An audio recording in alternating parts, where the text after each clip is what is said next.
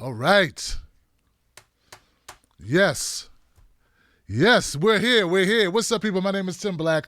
Welcome to the Tim Black at Night Show, special edition. You know we don't usually do shows on Wednesday, but there's a reason why I'm here.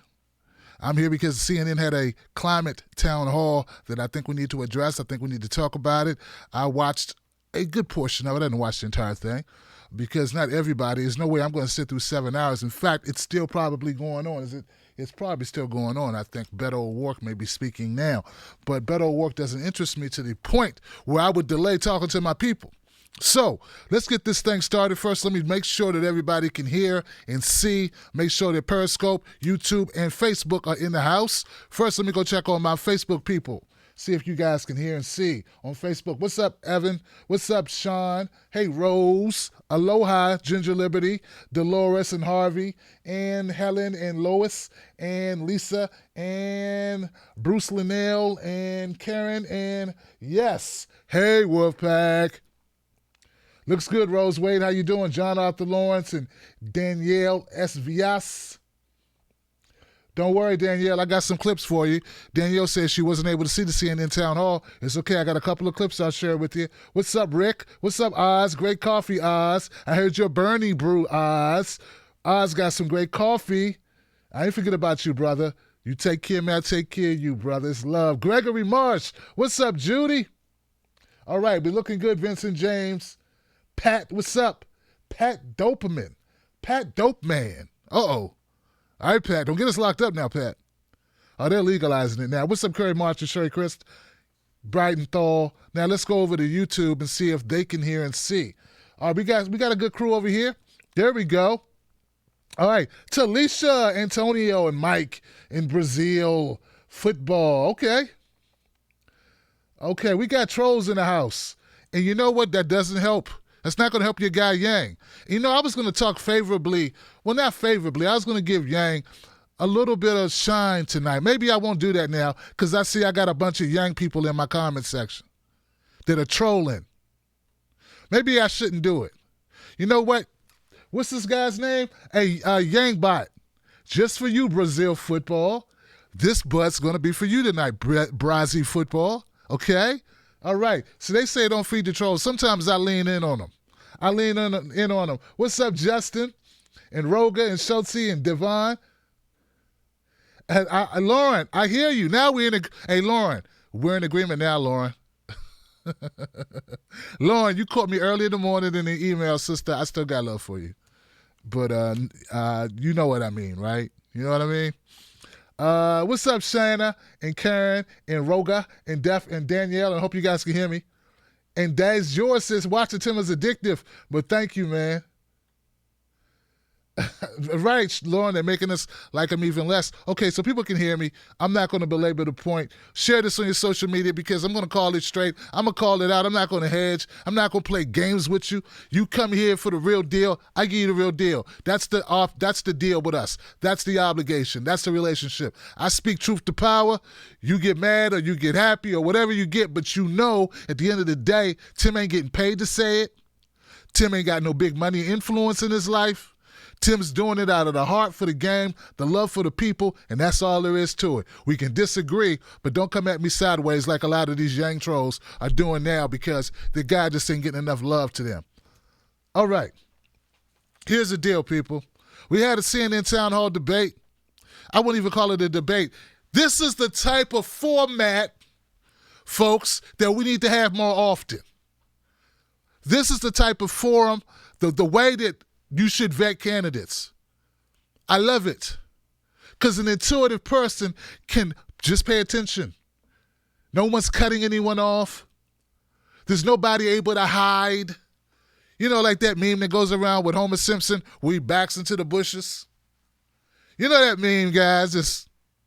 There'll be none of that. In a situation where you're the only one on stage, you can't duck and hide, you better have some answers. And when you stop doing the tap dance,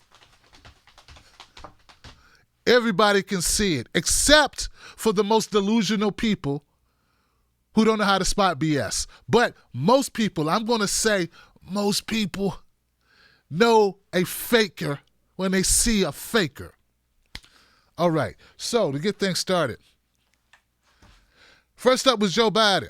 I'm going to save all my commentary till after we watch the clip together because you may not have seen Joe Biden talk. Now, this isn't the whole thing. The whole actual clip is like 35 minutes. I don't have 35 minutes of Joe Biden. What I have is a great clip that summarizes Joe Biden in his performance tonight during the CNN Climate Town Hall. Here it is.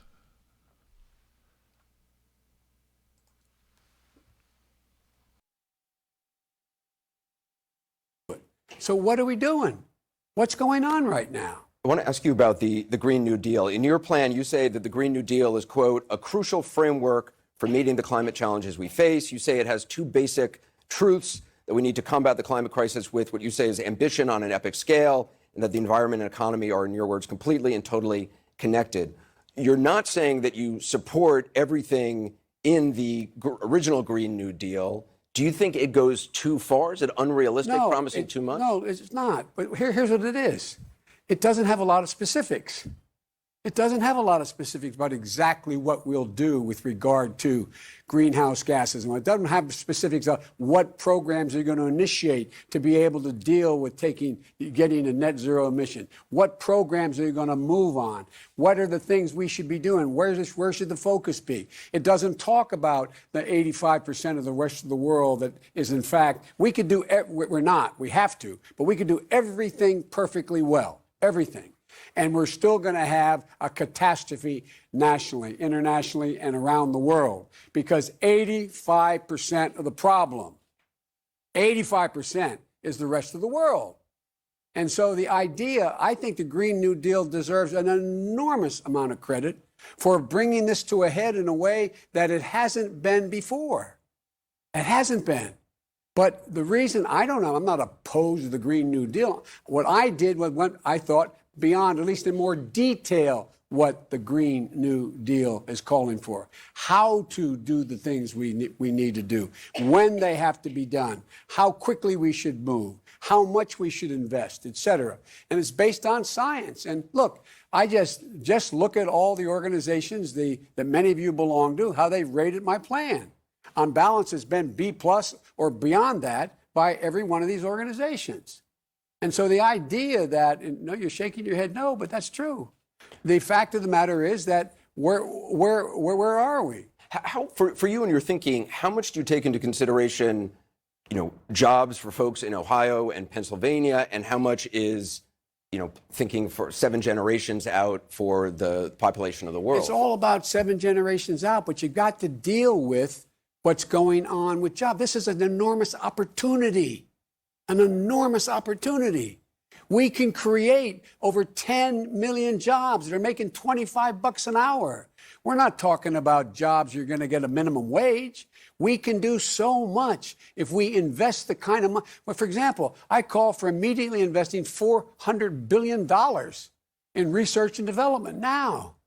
And so the idea that we're not going to, look, what bothers me most about what's going on in the country today, we're walking around with our heads down like, oh, what are we going to do? We're in such great trouble. This is the United States of America. There's not a damn thing we've not been able to accomplish once we set our mind to it. We have the best scientists in the world, and when we resolve what we're going to do, and because of all of you in the studio audience and all those organizations that I've been associated with, they've decided enough is enough is enough. We have to act.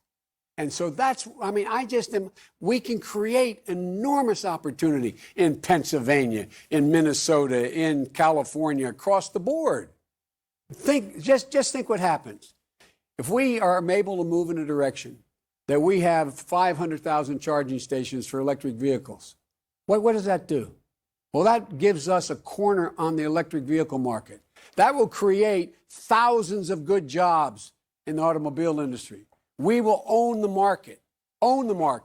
And we will be, in addition to that, transferring the technology that we come up with, more than like any other country in the world with our capacity, selling it to the rest of the world. We'll be creating jobs. And the idea that now the one thing you do have to do, in my view, some people are going to be displaced. And they're going to some people in some industries are going to be more displaced than others.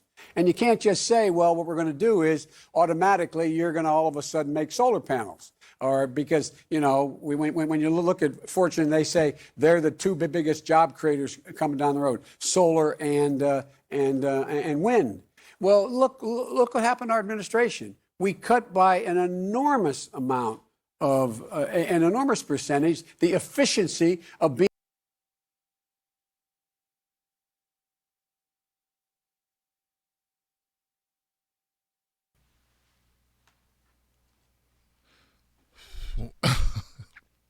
When I listen to Joe Biden talk, I start wondering, why is he talking and what is he trying to say to me? He's full of so much doublespeak, it's hard to determine exactly what his point is or if he'll ever get to his point.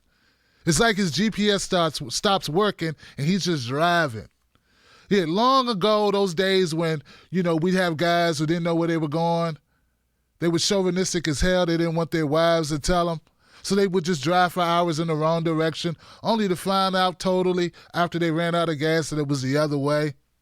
That's the conversation with Joe Biden. And nowhere was it more on display than tonight, when there's no one he can hide behind, when he doesn't have to cut himself off, but he still cut himself off several times during his own dissertation, a dissertation that he didn't have to have. This is how Joe Biden gets into trouble on the campaign trail. He talks and he talks and he talks. And he talks some more. Instead of shutting up and letting Anderson Cooper ask him another question, he just winds down this road of lostivity. So, first thing I want to do is be more specific, because Joe wasn't specific at all. Remember, there was one part you may recall when he started talking about the report card he got on his climate change plan? He got a D from Greenpeace. Whoever that person was in the audience who said, you're nodding your head, you're shaking your head, but it really is, it's got a good grade, it got an A. No A, no B, no C, a D. Who whose climate change plan got an A? Bernie Sanders. Not you, Joe Biden. So I don't know what report card you were looking at. Maybe you were reading the wrong report card. Maybe in the mail you got the wrong package. This clip is short, guys, but I want you to know that it's basically everything that Joe Biden said during his 35 minutes. And yeah, I know it was only 3 minutes long, but Joe kept repeating the same crap over and over and over again. And we're only 15% of the problem. We're only 15% of the problem. The rest of the problem is 85% of the world, and the world will need to stick together. The world will have to change its mind. I mean, we need to get on top of this. We need to really do something. But once again, if we do something, it won't mean everything, because we need to get everybody involved. Did I tell you that 85% of the rest of the climate change problem is other countries, China, Turkey, all the other countries have to fall in line and get involved? Because even if we do everything that we can do, everything perfectly, and we should do everything perfectly, I'm not saying we won't do everything perfectly. I'm saying even if we do everything perfectly, we will still not solve all the problem, because 85% of the problem isn't us, it's everybody else. That was Joe Biden for 35 minutes. Throw it against the wall and run out the clock. Throw it against the wall, Johnson, and run out the clock. And it gets old. What else did he say? Oh, he did a lot of doublespeak. He brings up the Green New Deal and he slams the Green New Deal. He says the Green New Deal is not specific enough. And then 30 seconds later, he says, but the Green New Deal is great. It's a great start. It's a great conversation. It's great. We're getting people talking about it and blah, blah, blah. So he does this all the time.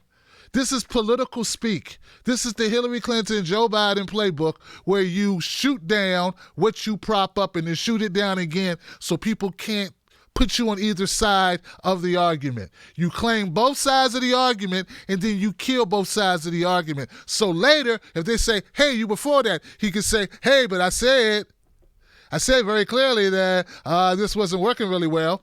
And if it wins, he can say, yeah, I was for that, remember?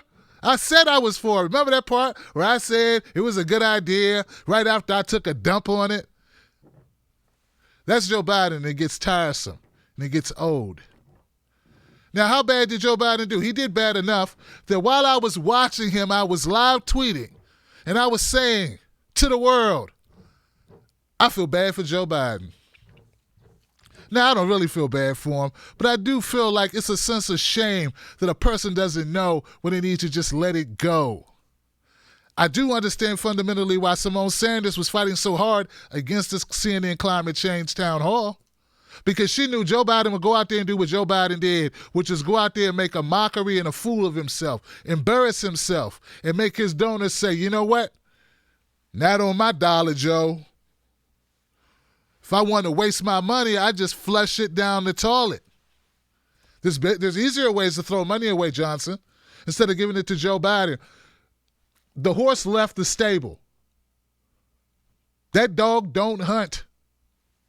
Summertime is over. However you want to put it, whatever makes sense to you.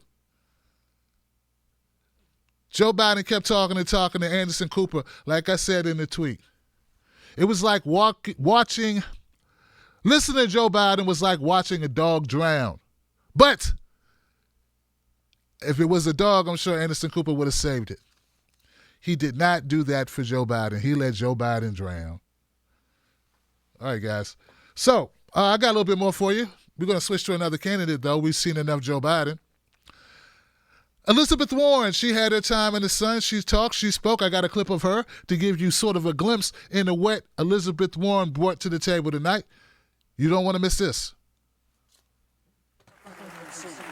Today, the president announced plans to roll back energy-saving light bulbs, and he wants to reintroduce 4 different kinds, which I'm not going to burden you with, but one of them is the candle-shaped ones, and those are a favorite for a lot of people, by the way. But do you think that the government should be in the business of telling you what kind of light bulb you can have? Oh, come on, give me a break. You know... Is that look, a yes? No, look, there are a lot of ways that we try to change our energy consumption and our pollution. And God bless all of those ways. Some of it is with light bulbs, some of it is on straws, some of it, is on cheeseburgers, right? There are a lot of different pieces to this, and I get that people are trying to find the part that they can work on and what can they do, and I'm in favor of that, and I'm going to help, and I'm going to support. But understand, this is exactly what the fossil fuel industry hopes we're all talking about. That's what they want us to talk about. This is your problem. They want to be able to stir up a lot of controversy around your light bulbs, around your straws, and around your cheeseburgers. When 70% of the pollution, of the carbon that we're throwing into the air comes from 3 industries, and we can set our targets and say by 2028, 2030, and 2035, no more. Think about that right there. Now, the other 30%, we still got to work on. Oh, no, we don't stop at 70%. But the point is, that's where we need to focus. And why don't we focus there? It's corruption. It's these giant corporations that keep hiring the PR firms that does that. Everybody has fun with it, right? Gets it all out there. So we don't look at who's still making the big bucks of polluting our earth. And the time for that is past. We have a chance left in 2020 to turn this around, but we are running out of time on this one. So we've got to do this in 2020, and that means the first thing we've got to do is we've got to attack this corruption head on in Washington and say enough of having the oil industry, the fossil fuel industry write all our laws in this area. No more. No more.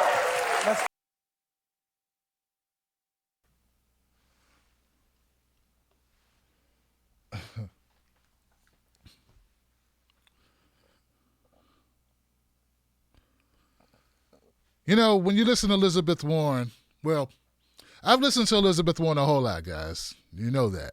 I do a pretty good Elizabeth Warren interpretation. Gee Willikers, I'm aghast. You betcha. And then she does the voices windy. Oh, we must fight for it. Oh, my goodness. Gee Willikers, golly gee. Golly gee, you betcha we're going to get a fight. And they're going to get a fight, and you darn it, by golly. Betcha malarkey biscuits. Buttermilk biscuits with Aunt Jemima syrup is delicious, and we're going to give one to every child out there because we can. That gets so old. And as I was watching this, I realized something. I got a very good BS detector, but I also am totally disappointed in anyone that buys Elizabeth Warren's BS. I mean, if you can't see through what she's doing, I don't know, man. Glasses may be in order. Elizabeth Warren is doing a one-woman show when she's up there. A town hall ain't time for her to go on a soliloquy speech, to do the best Braveheart imitation / Sissy Spacek coal miner's daughter reenactment of Annie Oakley sprinkled in with a little bit of Deadwood. This is horrendous what she's doing. Like maybe she needs to team up with Whoopi Goldberg. I remember Whoopi Goldberg had a great one-woman show back in the 80s. Elizabeth Warren, grasping for straws with every shaky word. But she did say something I find very, very interesting. She called out the corruption. She called out the big money interests that sour and pollute our politics.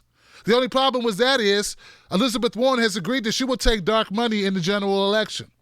So let me get this right. You're going to say, hey, the reason why we can't solve our problems, America, is because there's too much corruption in Washington. And the way you suggest to solve that corruption is for you to get through the primary by stealing all of Bernie Sanders' fire, taking all of his policies, not being actually as progressive in most of them, but taking them anyway, with a favorable media that massages your back, fool the public, and then go into the general against Donald Trump and take a bunch of dark money, which then ties your hand and makes you Obama 2.0. Well, Obama 2.0 with glasses and a dress. And to me, that's not good enough. Folks, you can't tell me that you know corruption. What is corruption? Corruption is big money interests on our politics.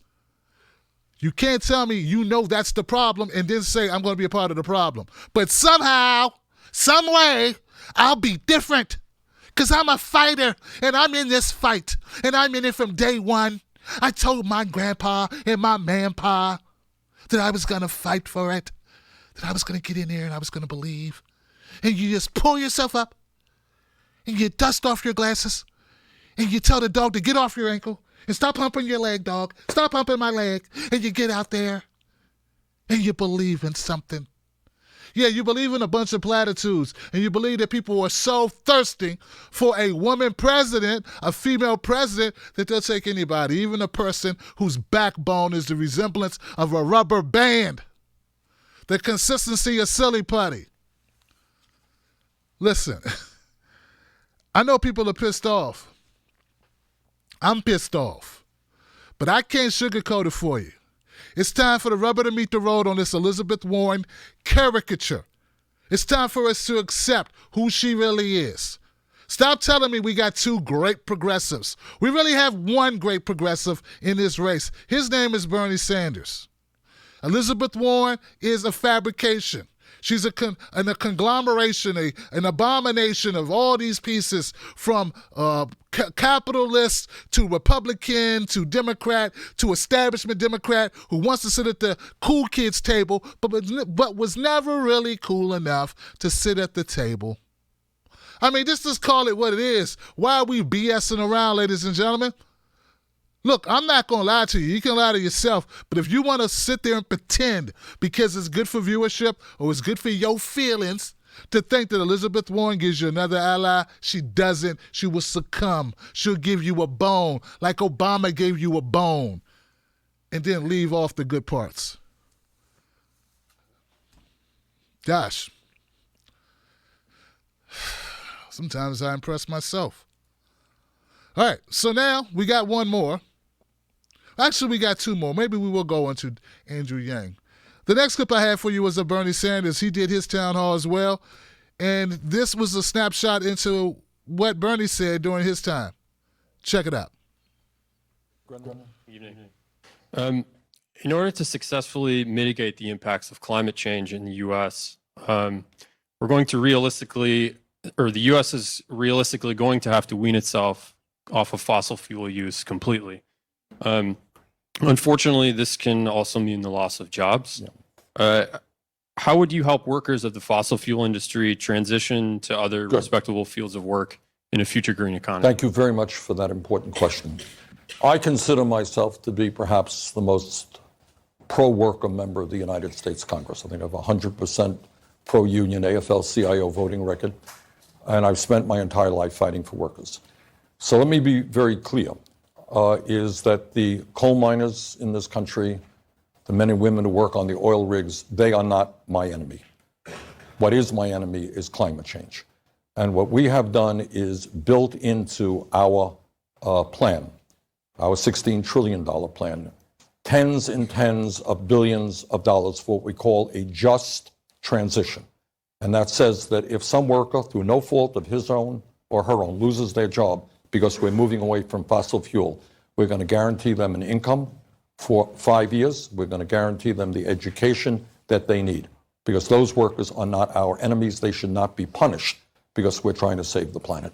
I just want to ask,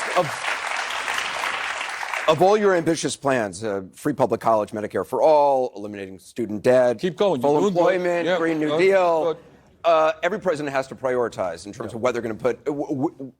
What is the priority on climate change compared to all these others if you have to choose? Well, I have the radical idea that a sane Congress can walk and chew bubblegum at the same time. And, you know, Anderson, there are so many crises that are out there today. I worry very much that we lose 30,000 people a year because they don't have the money to go to a doctor when they should, and that 87 million people are uninsured or underinsured. And I will implement, as president, a Medicare for All single-payer program. I am terribly worried that hundreds of thousands of bright kids no longer go to college because they're worried about the debt that they'll incur. We're going to cancel all student debt. So to my mind, it's not prioritizing this over that. It is finally having a government which represents working families and the middle class rather than wealthy campaign contributors. And when you do that,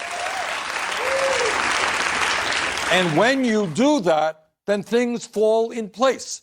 So you can raise the minimum wage to a living wage.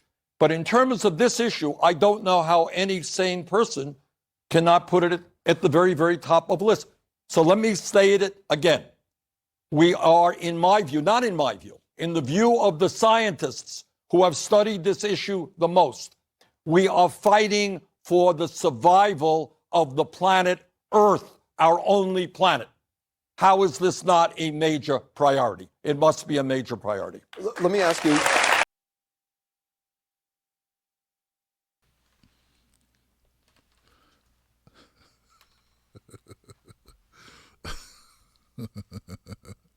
And that's funny to me when Bernie has to be like, like he's talking to 2-year-old people, man. Just listen.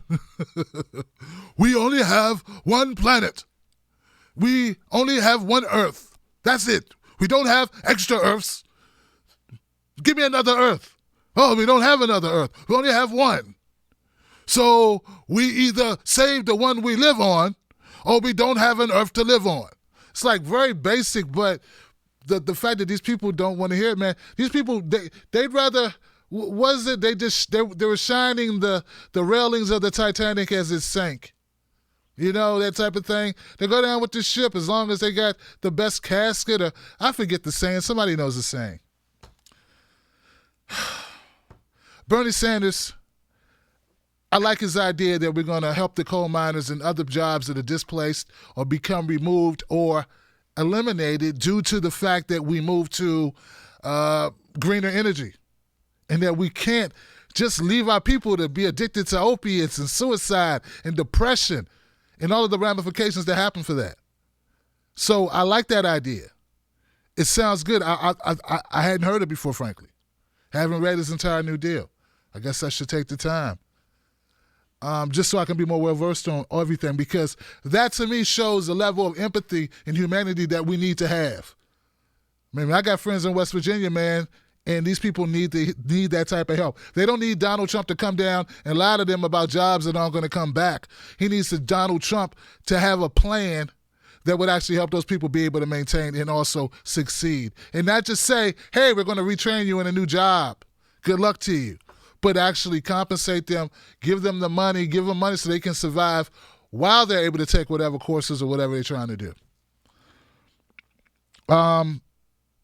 Bernie Sanders also calls it out, guys. I'm just feeling good about this because he calls out the same thing I was talking about with Elizabeth Warren, which was, hey, if we focus on supporting people as opposed to supporting the wealthy donors, then maybe we got a shot at turning the whole thing around. And that's not just climate change. That's all things. So when Anderson Cooper talks about, hey, you want to help these workers, and hey, you want Medicare for all, and hey, you want to remove student debt, and hey, yeah. But in a functional society, the richest country in the world, shouldn't we have those things? But once again, we got people that are so committed to the system.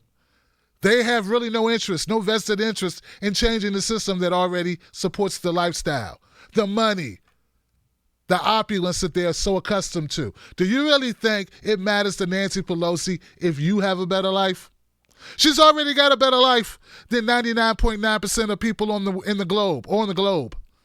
Do you think Chuck Schumer or Mitch McConnell or any of these smug bastards lay in bed at night, tossing and turning because you don't know how you're going to fix your car? I don't think they do. I know that Nancy Pelosi sends out email after email. Oh, I'm so upset. Oh, I'm so angry. I could barely write this or have my staff write this email in my name to ask you for money that you don't have because I'm a spineless corporatist shill who won't fight for you. But I gotta ask. We need you to give money because of Donald Trump. It's so scary. No, that's not going to work. It stopped working. It's never going to work again. It's over, finito. Now, guys, tomorrow night, Scott Santines is coming on the show. Now, Scott Santines is a Andrew Yang guy. He believes in UBI, Universal Basic Income. He's going to talk about it. I'm going to ask him questions. I put up a post in my Patreon to my folks, and I said, hey, guys, you are people on this level. If you are, a Tim Black Bold Extra member, and I said, hey, guys, if you got questions, things I should ask Scott, please put them here. Last time I checked, I didn't have any questions. So now what I'm going to have to do is open this up to everyone. Now, if you have questions that you would like to see Scott Santine answer tomorrow, the Andrew Yang of Universal Basic Income, an advocate for UBI that supports UBI over a federal jobs guarantee, then you need to send that to me. Send it to Tim at timblacktv.com or send it to timstake2@gmail.com. How about that? That way, we won't say we had an opportunity to get this guy to answer some questions and then we didn't take advantage of it. I opened it up to my people. Maybe some of them didn't see it, but now it's going to be tomorrow at 10 p.m. We need to open it up to everybody. For a while, guys, people have been saying that it seems like what they're trying to do is they're trying to do anybody but Bernie. Anyone but Bernie will do. And that's what the third way, those bastards at the third way, the corporate Democrat wing of the Democrat Party, officially the money, the bank, the purse strings of the Democratic Party, the neoliberal portion of the money investment wing. Well, they said very basically, hey, we'll support any candidate as long as it's not Bernie Sanders. Bernie Sanders is the only existential threat to us. Now, when people say that, for some reason, there are some liberals who don't get it.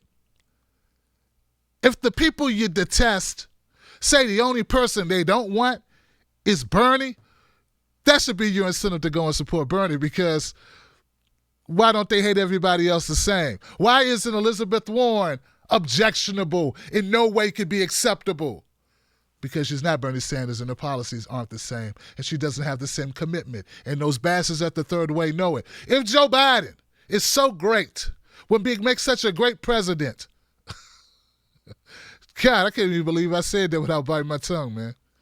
But if Joe Biden really was the answer for anyone, why aren't the people at the third way saying, no Joe Biden, no Joe Biden, we can't have Joe Biden. Joe Biden is an existential threat. Instead, they're saying the opposite. They're saying Joe Biden's good because Joe Biden wouldn't change anything. The point is, people are being fooled.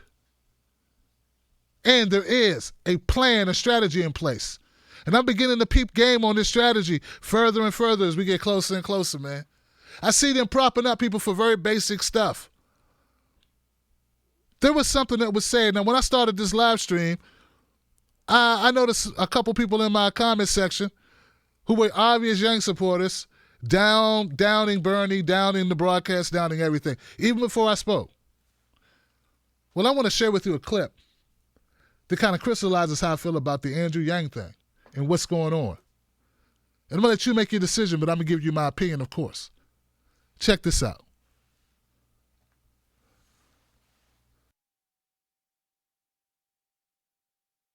Chemicals that have been found in U.S. drinking water sources.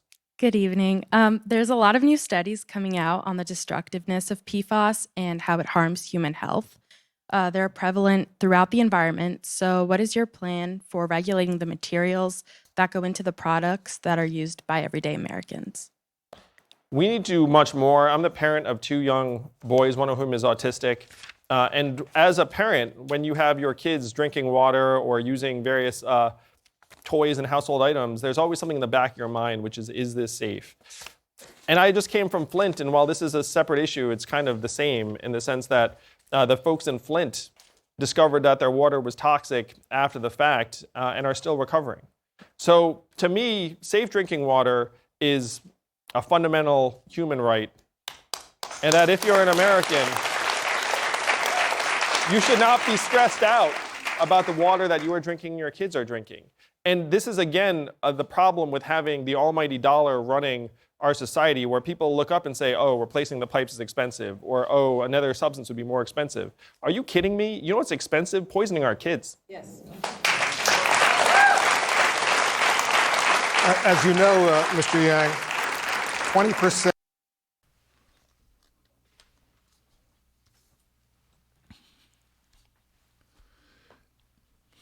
Now, guys, I didn't have an opportunity to watch all of Andrew Yang's town hall performance. I did see this, though, because as I was grabbing the other clips, I saw that CNN was promoting this clip. They were saying how they were, Andrew Yang has an amazing night. And the quote was, America can't afford to poison its kids. Not a really earth-shattering statement, in my opinion, sort of a basic statement. In fact, not even delivered with much vigor or passion. But I would say it's a true statement. You know, we shouldn't afford to poison our kids. Yeah, but we could afford to poison Flint's kids. Yeah, like I don't know what the kids we can't afford to poison. We just afforded to poison them. So, like, it's a good statement, but it doesn't really have teeth. What does that change? Oh, well, we can't afford to poison our kids. How about we're going to go after the bastards that poison our kids, and we're going to jail their asses. And I'm going to put in place a DOJ that will, an attorney general that will go after them. That would have been more forceful. But you know what? I bet it would not have been a highlighted clip on the CNN website. See, here's the thing. A lot of people are attributing this Trojan horse idea to people like Andrew Yang or people like Elizabeth Warren, even others. But I don't believe that the Trojan horse thing is really the construct of the actual candidate. I believe that the Trojan horse thing is set up narratives by our corporate media. I don't believe that Yang is a bad actor like some would lead you to believe. I also don't believe that Elizabeth Warren or Kamala Harris are. Well, maybe Kamala Harris. Jesus. Or maybe Elizabeth too. But no, back to my point. But I believe it's media. Because at the end of the day, the media just wants a good show. They just want some good clicks. And now that they have finally decided or finally come to the conclusion that Andrew Yang may be good for business, now they're going to give him some play. Now they're going to put him in rotation, no matter what he says. Hey, it's not good to poison kids. What's next? Rape is bad.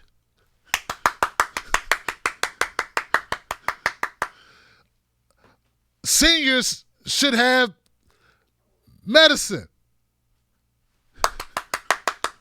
I mean, when will it stop? And once again, guys, it's all back to the same truth. They'll take anybody but Bernie. And it's our job that they got to take Bernie. All right, guys, I'm Real Tim Black on Facebook and Twitter. I'm Tim Black at Night on Instagram. This has been a special presentation coming from you, from me to you, to the Wolf Pack, Tim Black's Wolf Pack to you. Check this out. Tomorrow, 10 p.m. Eastern Standard Time, Scott Santins, the UBI guy, will be here on the show. Don't forget to email me at timsteak2@gmail.com. Now let me go to my comment section and see if anybody made any special comments.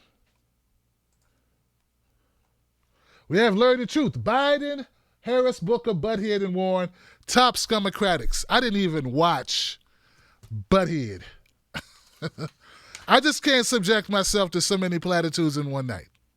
So much doublespeak about America has the uncanny ability, the responsibility for us to talk in circles, things that don't make much sense, but they sound really well because they are prepared and scripted. I am like a robot machine, the way that I speak. I am the left version of Ben Shapiro in a slightly more upgraded, more open-minded, diverse package, but I am that. In fact, I believe that these people, the spirit of America and what we are longing for is the ability to say absolutely nothing and say it in as long amount of time as necessary for you to lose total interest and totally be discombobulated and to be under the false premise that I know what the hell I'm talking about. I'm Mayor Pete Buttigieg, and I approve this message.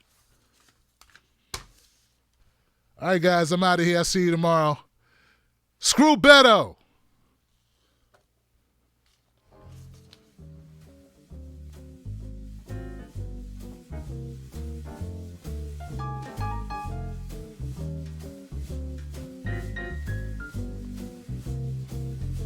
Oh, guys. Oh, my bad. My bad, guys. My bad. One last thing. Is this thing coming back? Oh, I didn't cover Kamala Harris because she's no longer a top-tier candidate. Peace.